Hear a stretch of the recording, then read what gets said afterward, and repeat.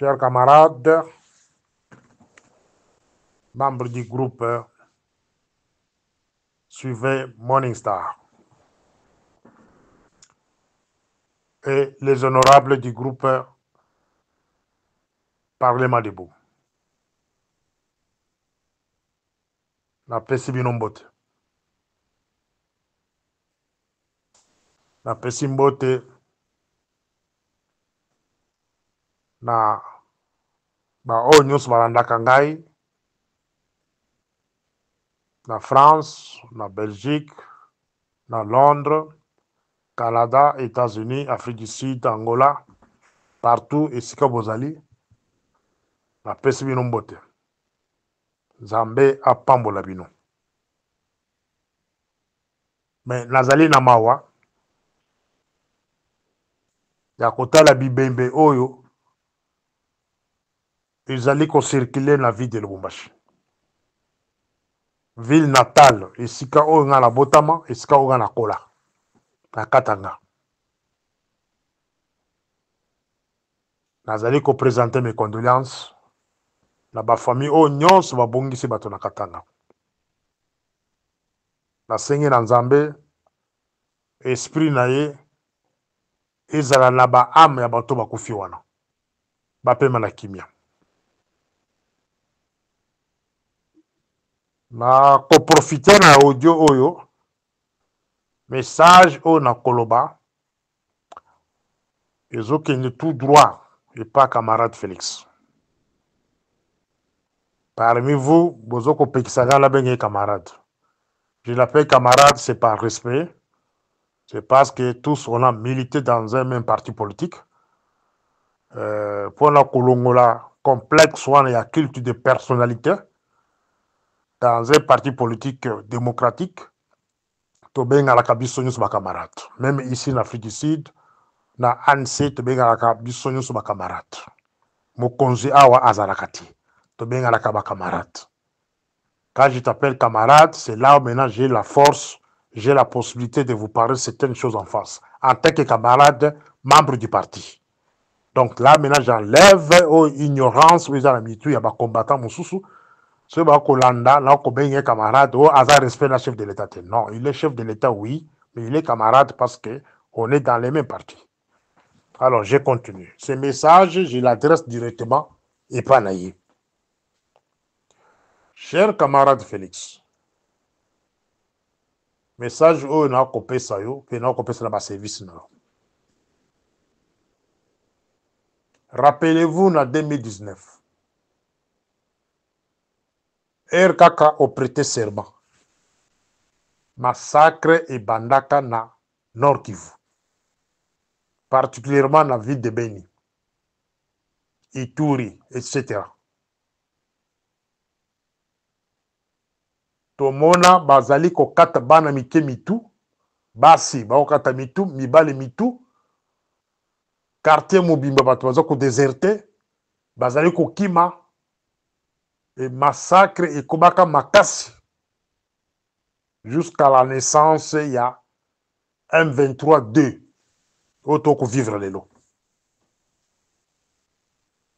Les émetteurs, il y a un scénario wana. Il y a époque wana. Il y a 2004 et plutôt 2014 sont les mêmes au Baza Pemede Nayo. Ba émetteur à Babilok wana. Il y a un scénario nyonswana. Sont les gens que vous avez embrassés et au comina pouvoir. Oyaka na programme ya IDPEST au sommet de l'État. Ya kolakisa ke ozali na programme ya sécurité ya mboka conçu par le parti l'IDPEST pour gérer la sécurité du pays. Voilà là où maintenant je demande à mes amis, mes collègues, les camarades de l'IDPEST, c'est de parler aux gens que vous avez le pouvoir. C'est une responsabilité inutile au comité de Mitunabino. Stoppez de dire ça aux gens, que l'IDPS est au pouvoir. Si l'IDPS est au pouvoir, où est le programme de l'IDPS sur le plan sécurité? Ezali wapi?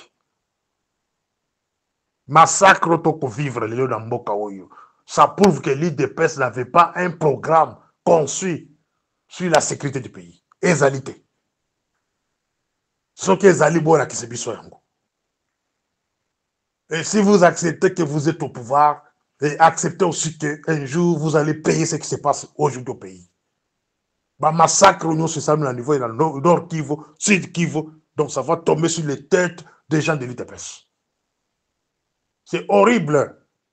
Et là, qu'on s'est préparé. Camarade Félix, sache que Batu Oyo, ba montaki, ba stratégie, il y a qu'envahir nord Kivu et le sud Kivu, les lobazos kokendeti na bakisangani. Les mêmes gens-là sont avec vous.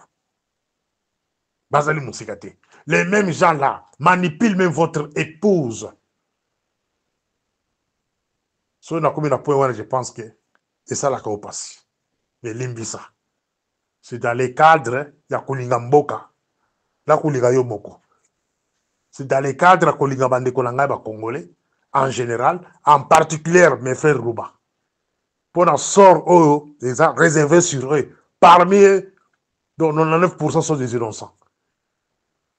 Voilà pourquoi la Puntakabo s'appelle, c'est comme ma Bezali. Et je sais que ça fait mal. C'est qu'on posait la question, pourquoi chaque fois que moi je parle, je cite votre épouse. Votre épouse, on les manipule. Par les gens là. Bah, oyo. Bah, bandaka massacre dans Bokwara 2014. Même stratégie appliquée au Nord Kivu, les loups bandaka na Katanga. Même stratégie appliquée dans Kwamutu. Yango les bandés na Katanga. Il y a des rumeurs qui circulent par-ci par-là qui retour de Kabila au Congo. Kabila zongi na Congo. Les jours que Kabila a Kozonga, c'est les jours où Bibembe Bazo Kolokota Balabala. Qu'est-ce qui se prépare derrière ça? Qu'est-ce qui se prépare, chers camarades? Les mêmes stratèges, il y a Nord Kivu. Baoba Montaki, ma stratégie, il y a massacre à Nord Kivu. Bazo préparant la Katanga. Bibembe Wana, ils ont coupé ça déjà, sentiment, il y a haine. Sentiment, il y a révolte contre une autre tribu qui est les Luba. Di Kasai au Bava de la Katanga. Bibembe Wana Moni Laliwana. Les stratèges, des cadres, va choisir Kaka, autochtone, ya Katanga, Babomi Bango. C'est pour pousser maintenant l'autochtone dans la révolte contre une autre tribu. Et tout ça aux Okotala. Pourquoi j'ai cité ces gens-là qu'ils manipulent votre épouse? Ils font semblant de lui laisser la responsabilité de gérer la sécurité du pays. C'est là où il y a un problème. Au début de votre pouvoir, qui gérait le ministère de la Défense nationale? N'a pas de gérer le ministère de la Défense nationale. La début à pouvoir. Les ennemis là, les stratèges là, montaki stratégie, il y a massacre à Est à Congo. Ils ont conseillé votre épouse de proposer son beau-frère, le mari de sa grande sœur, comme ministre de la Défense. Les résultats, c'était quoi? Sous votre beau-frère, Umbakani, Umbanda, de Tobengalaka, il y a eu la naissance du M23.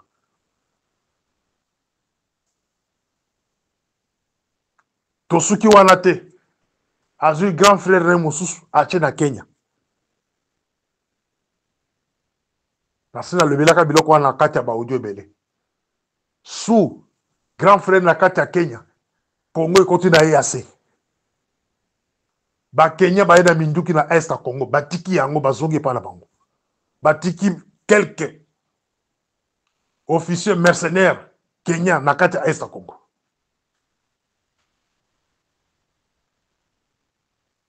oyo koya na kati ya ville de Kinshasa na Congo migration bakonfia yango epa ndeko na kuzane mosusu Roland Kashantal mutu moko wana kaka mutu moko wana kaka natangi na ministère de la défense natangi ambassade clé na Kenya natangi migration un grand service oyo egéraka sécurité ya mboka ya un cousin là-bas avandi wana et puis tokote na demiap oyo atokolonga soki Darwezi c'était le choix de maman babanda obengaka mutu wa mama oyo kokende na conseil militaire na yo Frank Tumba mutu wa mama oye na ANR bato baza kuna la plupart ya bacadre bakogere ANR bato ya mama baza na kati ebele oyo kokende na présidence là n'en parlons même pas. Maintenant, quand le service de sécurité à Mbokeza géré par votre épouse, Azoko choisir l'appareil à sécurité, et vous pensez que ce service de sécurité va vous dénoncer? Je prends l'exemple de votre beau-frère qui est à la DGM. Bamakamunyo sababe akosala wana batus bakobangai. Bakobangai. Mutumoko je ne vois pas un âge de l'ANR comme tout le monde izunwana ke no kokanga nani Kashantal. Dengi kazadi nyimbo kena akangaka ya mbuya. Akosala ngote. Akoki kosala ngote parce qu'akoperdre mosala nayi. Voir même liwa likolo. Je ne vois pas l'homme ici que vous venez de mettre à la demiap. Na ibi pe kombo na ite. Ala mokana tongo boye. Akeno ko kamidani DG ya DG malbe ki no antipatrie azo poser ba acte antipatrie azo ko ba ennemi na mboka ba musu sans visa. Akeno kangoto ne wana. Même na dossier ba chinois. Armée tele makeno to ke ko kangoto ba kangaita.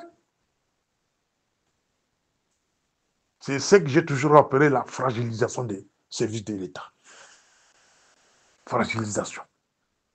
Des sens propres à fragiliser les services à l'État. Pour fragiliser les services à l'État, ils ont des ruines. Moutouoko, la beau-frère, dans la Katia, il y a des gens. C'est un homme fort, un homme puissant. De bateaux, c'est Kobangaï. Armée, c'est Kobangaï. Aner, c'est Kobangaï. Services spéciaux, c'est Kobangaï. Présidence, c'est Kobangaï. Pourquoi? Parce qu'il porte les chapeaux de votre épouse. Bateau, Kobangaï. Moutou, maman. De quoi, maman? Service, la sécurité est fragilisée.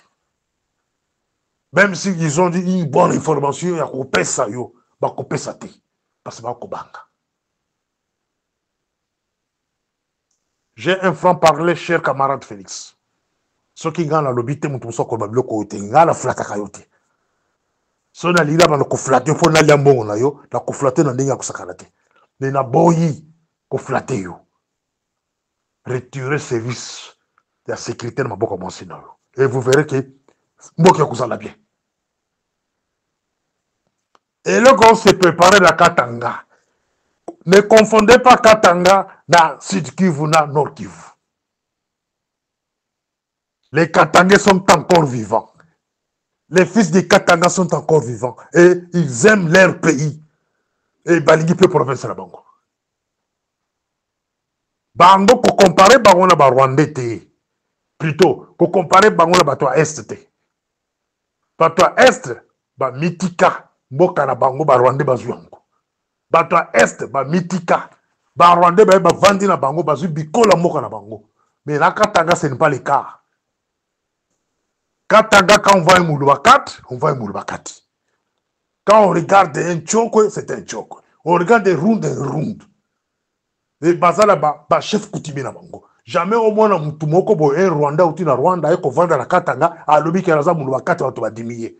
Bien ça tchoko ba dimier non ba kota la morphologie na ye ba tali origine na ye ba bike muto za bopaya ba ko pese zelaté mais et là que ils ont se préparer na Katanga ça risque de créer votre départ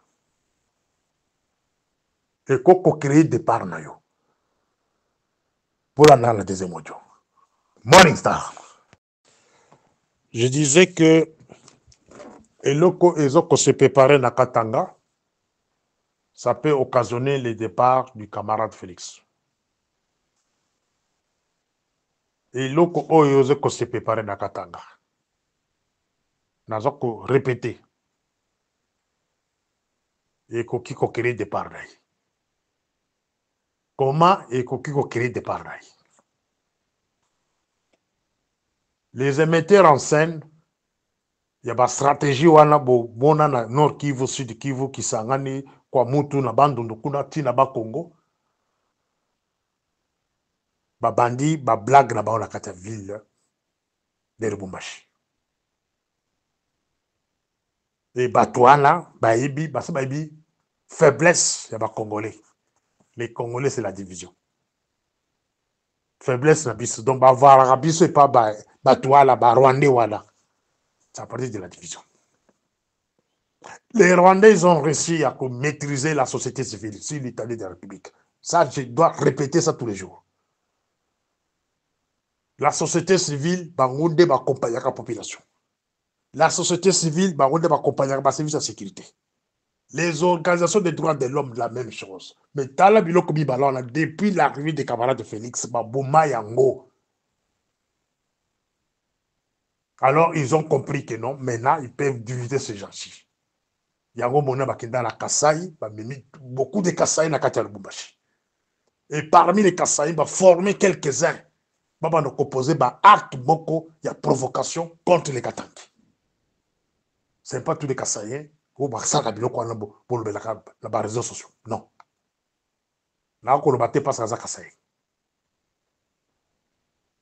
Mais, bah, éviter division va créer la carte ya ba Katangé na ba Kassaïens, ils vont réussir leur coup. Il y a un ba komi ko boma bato.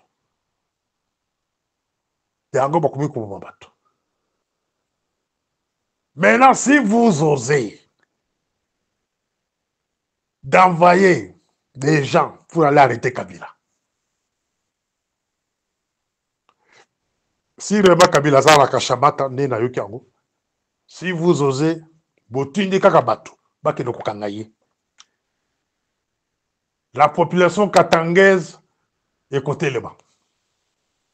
Parce que l'ennemi a s'appelé ici déjà moto na se. Appelé ici moto. C'est une autre stratégie. Il y a Koboma Bato, Kobwaka Bibembe la kati, il y a vide de Lubumbashi. Et cela se coïncide avec l'arrivée de Kabila. Entre guillemets, parce que je n'ai pas l'information sur que Kabila est en Lubumbashi. Je n'ai pas l'information sur ça. Mais si réellement que Kabila est en Lubumbashi, avec les tueries pareilles, donc, et là, comment ils ont se préparé. Soit, ça c'est une interprétation de ma part. J'interprète en tant que Morning Star. Soit, Kabila, à son retour, il a eu des assurances. Il y a un pays ami, que allez-y, récupérez Borneo. Moutouara, toi, a confiance. Alors, Kabila a une stratégie en jeu. Quelle est cette stratégie-là? C'est tuer quelques autochtones du Katanga, énerver les Katangais contre les Kassaïens. Et puis, quand lui, Félix, va tenter, qui est aussi Kassaïen, qui va tenter d'arrêter Kabila, et les autochtones du Katanga vont se soulever. Ils commencent la guerre, et cette guerre-là va bénéficier de Kabila. Peut-être il peut marcher vers Kinshasa. Ça, la canine en parenthèse, on a parce qu'ils sont sensibles, na boy kokota la musique, parce que la musaba tout mususu. Stratégie on a tobona na Rwanda, en 1994. Kagame a tué ses propres frères pour avoir au pouvoir dans Rwanda. Kagame, il a tué les Tutsis, la majorité. Il a tué les Tutsis, il a massacré les Tutsis qui parlaient français. Au Rwanda, il y a des Tutsis qui parlaient français, et ceux-là au Ouganda. Mais quand il est entré à massacrer, tout ce sont les tout modérés. Donc, travailler dans le Birmana. Massacrer au-delà de 1 million. Juste qui a au pouvoir. Juste qui a présenté le cadavre sur le monde entier, a tiré sympathie au monde entier que non. C'est là où Kagame a le pouvoir et puis le monde entier va côté. La stratégie là, tout le monde n'a pas Roubero. À ça, la même chose. À ça qui vice-président de la République. À Tinda, ba commando, ba ke koboma ba tuti. Na kan, moko na est, kuna, na bosani kombo ya kan wana. Sou na Kirumba, sou ki wapi, ba massacre ba tuti na kata kan wana. Mais, la communauté internationale betaka karanango parce que Louis Michel, qui était ministre belge à cette époque-là, a Tchaki Kabila comme président de la République, à mon avis, c'était une distraction que Roubera a soulevé la période. Il y a un moment pour justifier Makamomo Koboy. Alors, je trouve que c'est presque la même stratégie au Baché Nakatanga. Comment Kabila peut arriver à prendre le pouvoir? Kabila, s'il se soulève un matin comme ça, il se lève comme ça, il dit que non, je fais la guerre, il sera battu. Mais si Kabila a tellement la Katanga, na cadre qui a sauvé les fils du Katanga, parce que à son temps, Baboma Bakatanga modèle en la terre. Il y a un na tongo bozoko 5 corps awa, 3 corps awa, 2 corps awa. Bakolo bake trop c'est trop. Raïs, Telema, sauver Katanga. Et puis, Yepé Kolobake, je ne suis pas président de Katanga. Je suis président de tous les Congolais. Donc, il a sauvé ni Nabaluba, il a Kassai, il a sauvé Nabatobandundu, partout. Déjà, mobilisation s'est bandée dans les réseaux sociaux. Il y a pas flatté Ronaïbi, il y a flatté déjà. Il y a déjà un pourcentage, 53%, 63%. Il y a un Congolais qui se retour à Kabila. Je ferme la parenthèse. Piège. Oh, ils ont lancé les actes New York et no Kabila. Voilà. Mais Kakaka. Ok, donc soulever le koyo. Ils ont là. Donc, parce que préparé déjà terrain. Un oba cotisé dans autochtone Katangé. Il y a Kobuma Bande qu'on a bango sur place. Ils ont un moko. Moi, je pense pour le moment, ils ont passé. Mais ce que Mekika Kabila dans le moment où on soulevait comme moto. Voilà l'importance, il y a indépendance, service de sécurité. Voilà l'importance à côté armée, libre. Voilà l'importance à côté service de renseignement militaire libre, sans interférence de la famille. Où il y a ma proche. Arrivé à pouvoir, cher camarade de Félix, Soki Otikaka, Olanda Kangaye, à travers ton conseil spécial BEA, je l'avais écrit à cette époque-là, pour que tu organises état général des renseignements. C'est quelque chose qui va émettre un scénario nous sommes vivre le bazar la cabinet na yo ba boyango ba lingelo kwanate. Si on était sous l'état surtout ça là qui est état général des renseignements, to linga to ba nan ba ko préparer biloko na katanga. To linga to ba guerre ya est linga banda la wapi. To linga to dans la situation ya pays na maboko. Sur la sécurité du pays. Mais boboya et le kwana.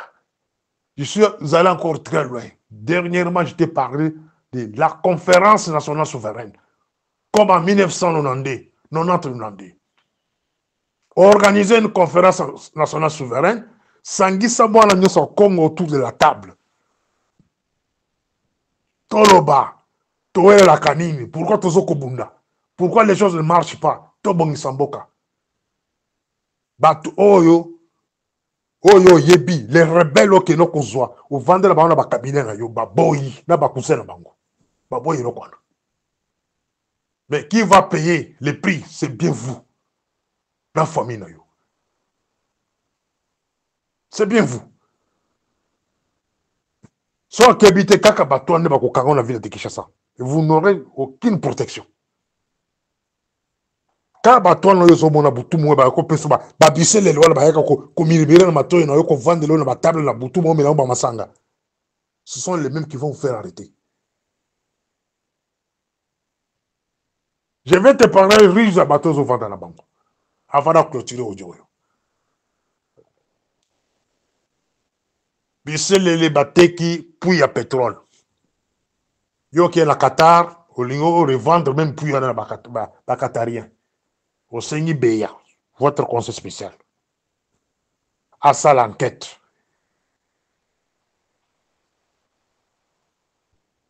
Beya, na biselele. Bazalo kola ba cousin. Selon les dires, dans le bien, selon les dires, ba outi province moko. Ba linganaka makasi période wana. Beya voulait maintenant faire au babengaka ko protéger État, ko protéger service. Nani ateki puis à pétrole. La valeur à 50 millions de dollars. La banquette n'a été kokoyena biselele. Votre épouse, Samuel Konde. Et la suite, c'était quoi? Beya et Nani, biselele Kimaki Rwanda. Retourne à Yé. Moutoakanga Beya, c'est votre propre épouse. Ce n'est pas un secret. Ils ont utilisé un Mbelou pour arrêter Beya avec un motif coup d'État. Et plus tard, qu'est-ce que Bissel a fait avec Mbelou? Parce que Mbelou avait fait arrêter Bissel en prison. Et Rabimi, va vendre la moitié de l'eau. Ça l'a dit. Balongole Mbelou la place. Balongole. C'est pour que la Kisayoke, bato ozo koliana bango lelo, sont les mêmes bako kangayo. Bissel n'a pas d'amis. Talaka zolo na wana neza izalaka. Tala zolo na bien, tala zolo na. Et tala bien ami quand il vous parle. Il n'a pas pitié. Dès moutons qu'on voit sur la kiti, aux gens en chaussettes de makolo, avant de sur assez plutôt. C'est la personne qui t'avait amené chez Kabila. C'est Bissel est là. Bissel, c'est la personne qui t'a amené chez Mousseveni. Et Bissel est là, c'est la personne qui t'a amené chez Kagame. Faites attention. Baza l'entourage nayo. Baza proche à moi, c'est nayo. Il contrôle tous les services de sécurité à travers votre épouse. Les Bissel, elle est là. Et les Roubérois. C'est ça la vérité. Voilà. Les services de sécurité contrôlés par des individus pareils, bâtiment sinon le bosso, le masque. Et vous allez me dire des mecs que non, tel est incompétent de gérer la sécurité du pays? Non. C'est vous-même. Il faut vous dire la vérité en face. C'est vous-même. Eza Yomoko. Na relaté bien la débit à audio. Les hommes forts fabriqués par vous-même. Moutoulouaka Chantal. Que moi j'ai recruté. Moi, Morning Star. N'a recruté. Bota la dossier naïe à recrutement. Bon, comment la signature n'a pas ma diplôme naïe. Ce n'est pas un secret. Bota la, bota la archive. Il y a des gemmes. Bon, comment on a. Si ma diplôme naïe, peut-être à ça dégager. Signature n'a pas si ma diplôme naïe.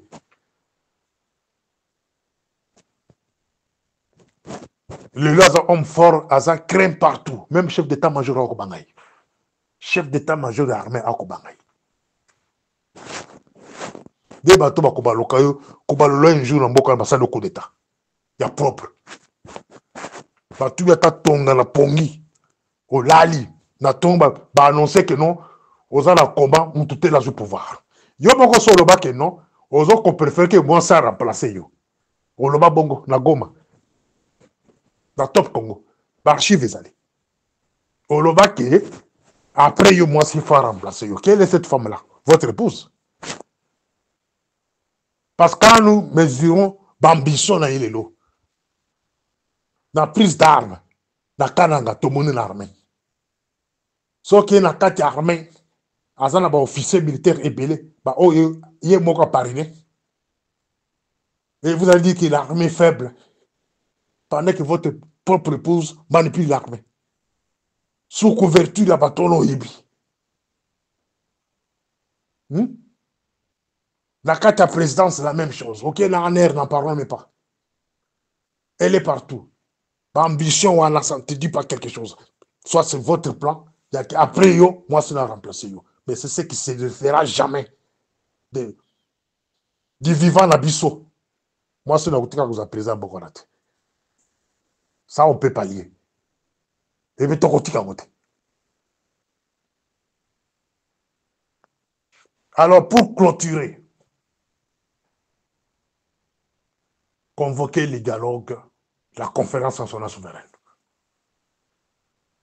vandisa bakabila nyonso wana bato nyonso na bakatumbi banani balubaya tous ces gens-là oyo bazokopesa so barapport ke babonaki bango boye basalaki réunion passe boye si c'est vrai que Kabila zongi allez l'arrêter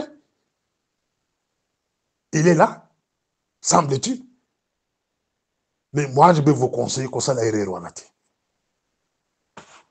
parce que tout est déjà mis en marche pour que moi tu es là chers camarades qu'il y a 5 ans Kabila gérait l'armée dans ce pays-là. Quelle est la magie où on sali ou transformer les militaires dans Bokwana? Pas militaire, au Kabila Tikawana. Autant que la garde du corps n'a été le mais c'est John Teke. Asasima n'a été le.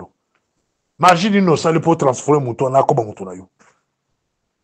Magie dit nos sali pour que l'armée Moubimba Izala Simanayo.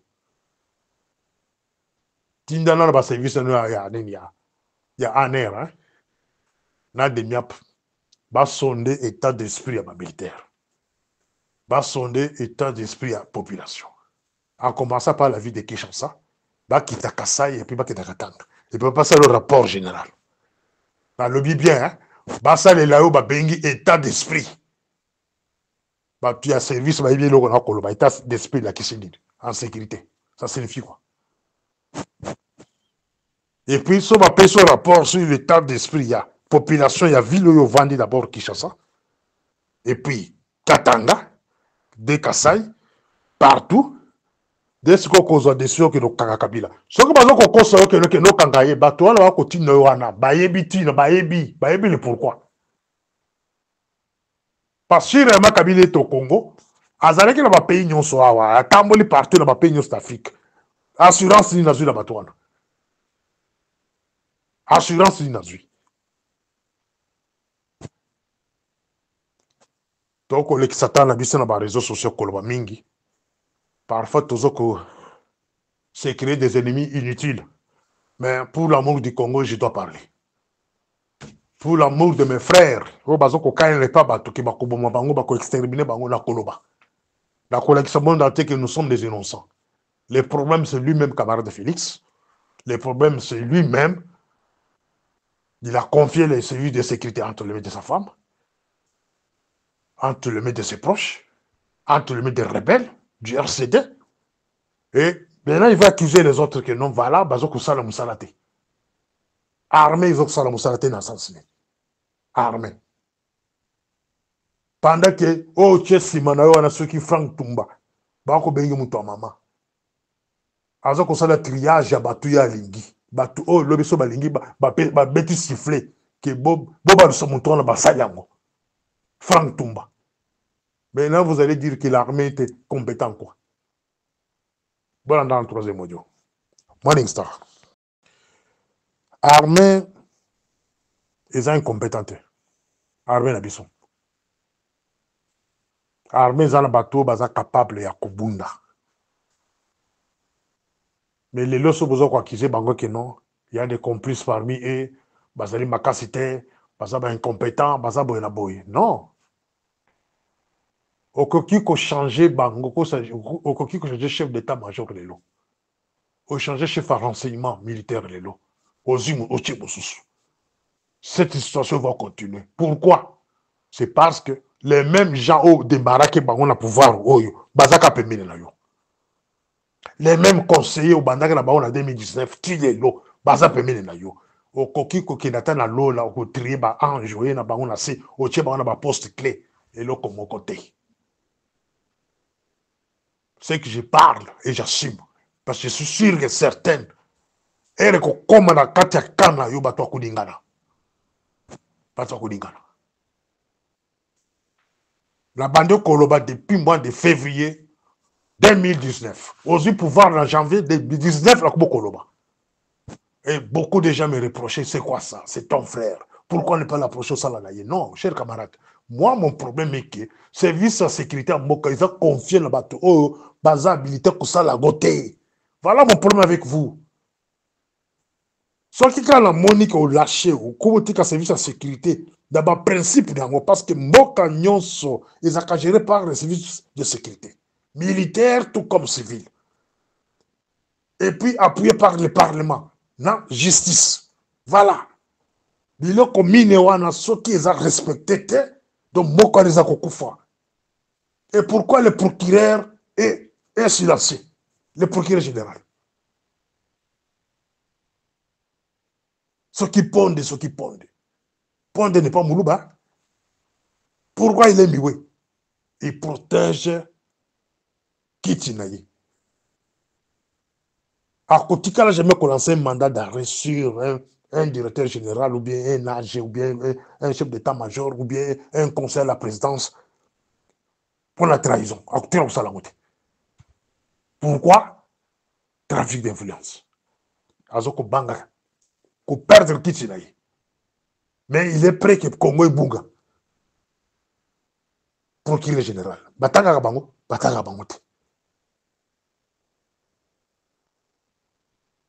Alors, pour ça, l'attention.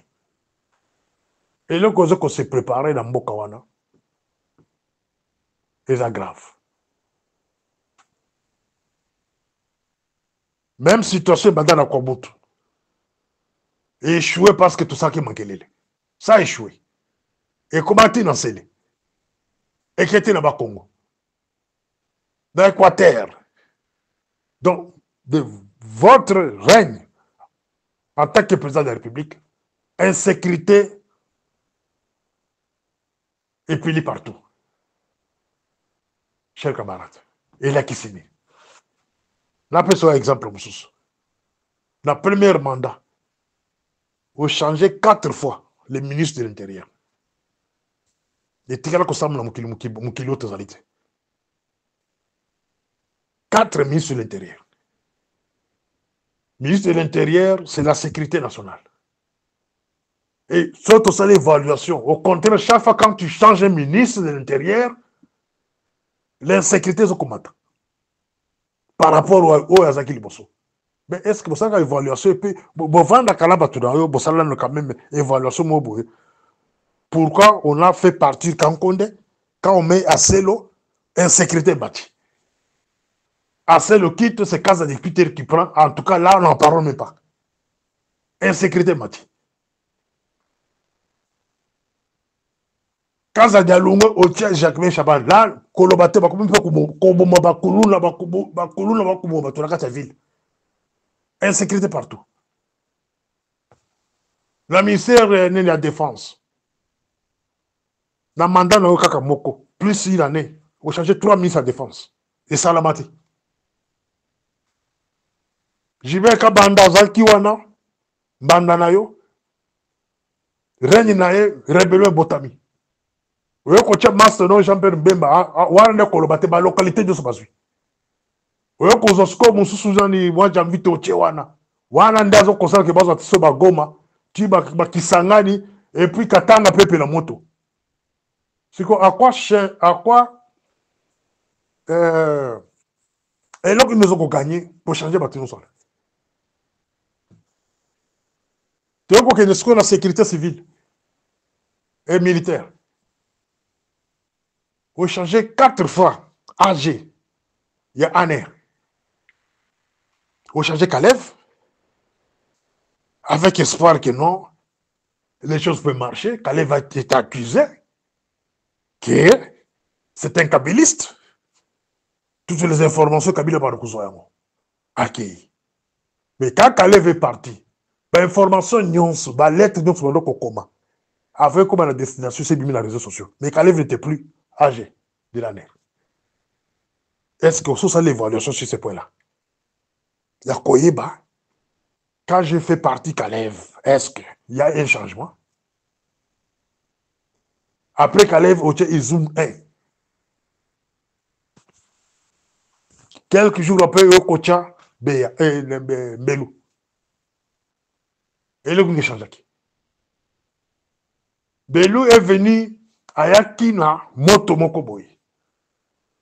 Belou a Yakina tendance mokoboy. Il y a changer mentalité. Surtout na kana yo mon camarade Félix. Il y a pas intouchable. A Yakina biloko na biloko ezalati. Mais malheur pour lui akena ko simba moto ba simba kate. Akena ko simba biselele. Biselele ne moto ko kangayo. Ce monsieur-là, c'est lui qui contrôle la sécurité du pays sous couverture de votre épouse. Les biselele là. Herbelo akena ko kangayi. Oui, bien le que Salamagé après. Il a perdu son poste. Une chose grave. Abimi prison, mais Akumi proche d'ailleurs. Akumi outabla na avion partout. Et ils allaient fragiliser le service. Hein? Bajan ou bakena ko kanga bisele le wana. Bajan wana ou bavani sake na se na kata ner wana. Bazo ko sambisa ye. Est-ce que batuana vous pensez que bakoz na vie malamu na kata mboko wana? Ata ye moko mbelo wana. Un jour benga kaka la présidence soit na aya akuto vade na bisele le boko mela boko solola. Ce qui a à l'aise. Yo moko le ko fragiliser service. Mutu loko le bisele le wana après arrestation na ye. À outil prison, il faut le coacher busika na yo. Soit tu l'envoies ambassadeur quelque part, que le copain m'a s'occupe. Tu n'as ambassadeur dans Rwanda, à que le copain m'a kuna. Mais au tchè quand la carré na yo, si que bah tu n'as pas besoin de passer sur le bangaï. Et bah continuer la cocomaïlo ko botter contre lui, même si bah prendre caso côté Kamindu qui n'a pas rebelle, bah cocomaïlo côté. Pourquoi? Parce que ça approche na yo, ça approche épouse là. Bon excusez-moi. Quand moi je pars comme ça, j'ai fait l'autopsie, c'est pour arranger les choses du pays. Je sais que vous soyez, ça la mabé, mais je suis là pour arranger les choses. Moutono mouton ça parle, moutono mouton comprend la nègre, mais moi je parle, je suis Morning Star. Quand je parle, c'est pour arranger les choses. Boto la pouvoir, il y a sécurité, il y a beaucoup de bateaux, il y a utiliser, moi c'est nayo. Boto la pouvoir, créer des principes, il y a sécurité. Militaire, des principes, il y a sécurité civile. Comme ça, on m'a cassé la place à bateau ma casse. Et comment on a beaucoup changé. Et quand Daniel Doulsa dissous. Fouter Moussou Yowana. Aïna Kissa Mananga. Kissa Mananga a Koufi. Naba Inonsa Simanaye. Plus tard, c'est Daniel qui saute. Et là, on est Salama qui a pris Wana. C'est ça l'évaluation. Au l'onglet Daniel mais au ticket qu'à Chantal. Or, on a suivi le même service. Chers camarades, pays bonté, service de sécurité bonté. Vous avez changé 4 fois le ministre de l'Intérieur, 4 fois les patrons des services de sécurité civile et 2 fois les services de sécurité militaire. Ici en Afrique du Sud, renseignez-vous. Tout le monde a un service secret et puis elle va remplacer. Tout le monde qui va remplacer tout tel. Ils ont passé inaperçu. Mais chez vous, la mise en place dans nos limités. Oh, comment on a mis à la table le président? Je serai nommé ceci. Je vais remplacer tel parce qu'il est incompétent. Incompétent quoi? Est-ce que quand on va vous nommer vous là-bas, vous aurez un mot à dire devant M. Lélé?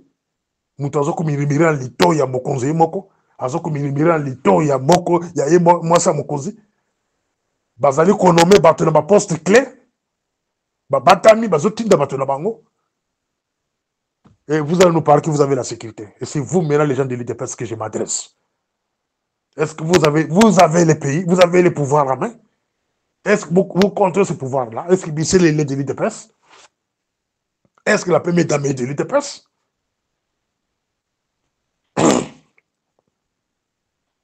La bête loko juste pour nous coller qui se bino nyonso ne bozawana.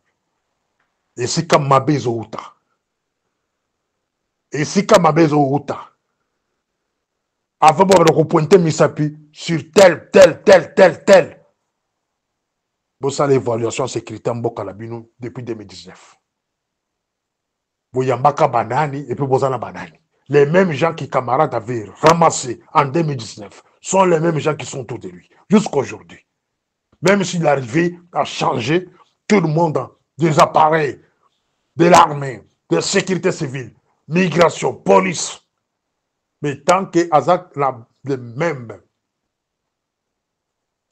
conseillers, oh, il y a 2019, les Kabouya, les Bissélé, les Rouberois, les Garam, tous ces gens-là, Babanda Naïkala, Bazak Naïti Lelo, de Lelo comment tu as changé. Je pense que je dois me limiter là.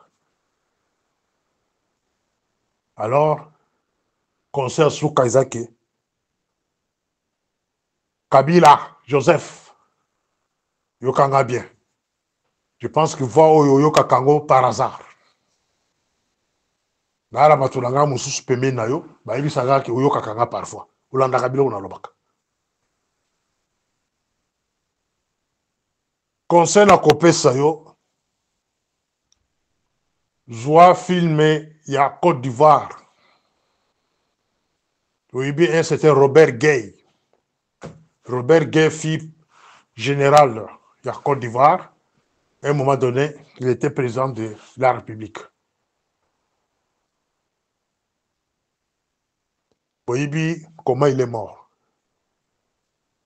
Général Gay. C'est presque la même chose. Scénario en Côte d'Ivoire, en Congo. Ne comparez pas ce qui s'est passé à Brazzaville avec Lissouba et Sassou Nguesso. Lissouba et Sassou Nguesso et Zandenge Moussous. Robert Gay, il a tenté devant Gbagbo, il a été assassiné. Babomaye pe matanga Moïse Makate Tala, un ancien président de la République, Babomiye Koroné Tikalaka na C, na pont. Bakina Kokunde le rôle en bois.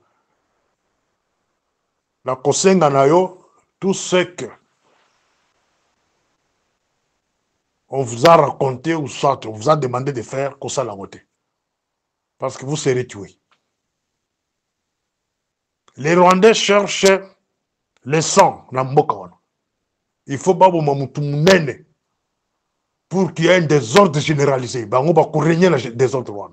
Les Rwandais. Que vous connaissez. Les Rwandais ont cotisé en armée. Les Rwandais ont implanté dans Mbokawana. Ils sont encore là. Très forts même qu'avant. Les Rwandais ont empêché. Les M23 là, les Lobazo Kolbake, ils ont tous par M23. Mais pendant votre règne, M23 Bengalaka Bago Bakeye. Même si aujourd'hui vous faites le mariage avec M23. Bazana haine sur vous. Ils seront les premiers à éliminer vous. Parce que Bakotika yo jamais au régné sur eux. Ça c'est Morning Star qui vous parle. C'est l'interprétation de Morning Star. Au Bengala à M23, Baké na Rwanda, Baké na Ouganda. La plupart Bakoufa. Et quelques-uns, Bazali, ba famille na bango Bazali, Bazakate M23, Bazana Kanda na yo. Bazana Kanda na yo. Je ne vois pas un langue à te laisser toi lui remplacer pour aux règne M23 pour diriger sous Bokawana. Je ne vois pas les combattants d'hier. Ba o ba emelongo ba zemba zongi sai na Rwanda ba combattants na batikayo. Même conseil, je l'ai donné au camarade de Félix. Bino mi balé, bazali ko utiliser bino. Par les mêmes gens. Bato bazaki c'est Makabila. baza na yo bakosakrifie yo basakrifie Kabila bitumba bimi na mboka wana soit bakubuma Kabila po bitumba bimi na Katanga ekotambola tina bakasai partout et puis okokima soit bakubuma yo bitumba ekubima partout na bakatanga kuna bakasai partout et les Rwandais vont régner là-bas parce que baza na contrôle. Pour terminer, les Rwandais baza bien préparés. Pacifiquement Souzoula, Azaki commandant un axe de défense, c'est-à-dire il y a deuxième zone militaire là. Abadok dirige Katanga et le Dekasai. Bazale na brigade Abatuchi Rwandais Atika Ngokuna. Na Bazamba wana kuna. Ce n'est pas un secret. Botu ne dit qu'à peine naïbiango. Botu no John Chibango aïbiango. Ba Rwandais baza na brigade Bususa Batuchi. Na ba mono kokuna côté ba kwa mutu kuna. Ba yaka na bangombe. Ba musu ba yaka na Rwandais. Ba manipulation nyoso bomonaka kwa mutu kuna par-ci par-là ce sont eux.